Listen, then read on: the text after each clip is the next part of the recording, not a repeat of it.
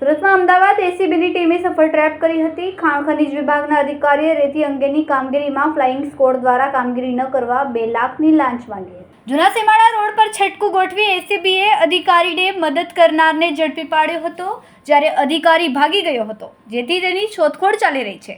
હાલ તો એક આરોપીની અટકાયત કરીને કાયદેસરની કાર્યવાહી હાથ ધરવામાં આવી છે।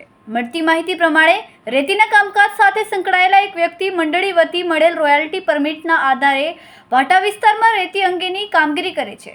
જો કે આ કામગીરીમાં ફ્લાઇંગ સ્ક્વોડ દ્વારા તેઓની કામગીરી અને જગ્યા પર કોઈ હેરાનગતિ નહીં કરવા સારું ખનીજ વિભાગના ફ્લાઇંગ સ્ક્વોડના અધિકારી દ્વારા 2 લાખની લાંચ માંગવામાં આવી હતી। ખાણ ખનીજ વિભાગની ફ્લાઇંગ સ્ક્વોડમાં મદદનીશ નિયામક તરીકે કામ કરતા નરેશ જાની અને અન્ય એક કપિલ પરસોત્તમભાઈ પ્રજાપતિ દ્વારા લાંચની માંગણી કરવામાં આવી હતી। જો કે ફરિયાદી લાંચ ન આપવા માંગતો હોય તેથી અમદાવાદ એસીબીમાં ફરિયાદ કરી હતી।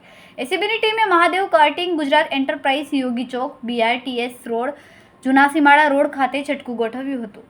ફરિયાદના આધારે લાંચનું છટકું ગોઠવવામાં આવ્યું હતું અને લાંચના છટકા દરમિયાન આરોપી કપિલ સ્થળ પર લાંચના નાણાં સ્વીકારતા રંગે હાથ પકડાઈ ગયો હતો, જ્યારે મુખ્ય આરોપી અધિકારી નરેશ જાની સામે તપાસ ચાલુ છે અને તે હાલ સુધી મળી આવ્યો નથી।